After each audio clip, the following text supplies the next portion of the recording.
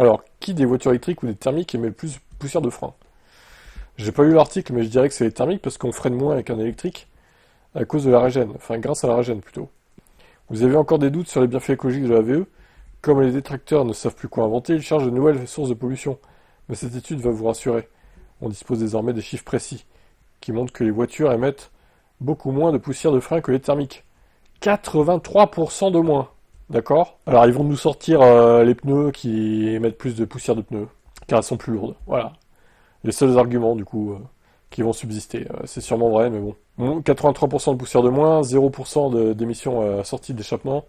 Même si elles émettent plus de poussière de pneus, honnêtement, ça compense pas. Hein. Les poussières de pneus restent inférieures à tout le reste, quoi. Hein.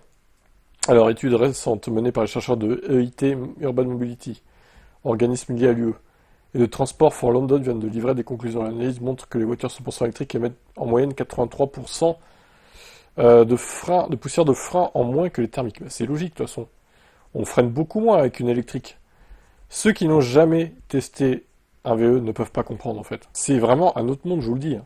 Même si vous êtes anti-VE, essayez-en au moins une, voire, pour vous rendre compte de comment c'est, quoi. Et après, si vous continuez de critiquer, ben, faites-le, mais au moins vous aurez testé, quoi. Voilà. Ce résultat s'explique en grande partie par le freinage régénératif, un dispositif propre aux véhicules électrifiés qui permet de récupérer de l'énergie au ralentissement.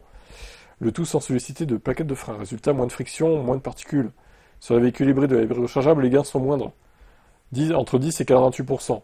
Une réduction pour les hybrides et jusqu'à 66% pour les hybrides rechargeables. Ça dépend de la conduite et tout, etc. Alors, l'usure des pneus, justement, ils en parlent. Les véhicules électriques sont souvent plus lourds. Une différence estimée à 20% en moyenne. Cette masse supplémentaire pourrait théoriquement entraîner une usure des pneumatiques accrue. Mais ce surpoids n'est pas toujours aussi marqué. À titre d'exemple, une Model 3 est à peine 5% plus lourde qu'une BMW série 3 thermique. C'est donc au cas par cas.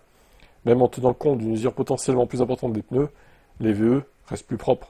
Dans leur conclusion, les chercheurs précisent que les poussières de frein sont bien plus volatiles et bien plus dangereuses pour les voies respiratoires que les microparticules issues des pneus. Si on cumule ces différents éléments, les véhicules électriques produisent 38% d'usure en moins, freins, pneus et chaussées cumulés, que les thermiques. Si on prend en compte les émissions par personne kilomètre, une électrique avec 2 passagers est plus performante qu'un 2 roues utilisé en solo.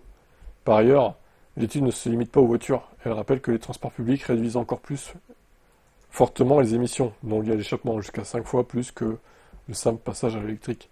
Les bus électriques notamment offrent un excellent compromis entre capacité de transport et faible émission. L'analyse a été conduite dans 3 grandes villes, Londres, Milan et Barcelone. Mais les VE ne suffisent pas à rendre l'air de nos villes plus pur. En effet, ce rapport nous rappelle une autre étude publiée à propos de la qualité de l'air à Oslo, en Norvège, un pays connu dans le monde entier pour sa politique exemplaire en VE. Par contre, cette ville fait toujours face à des problèmes de pollution.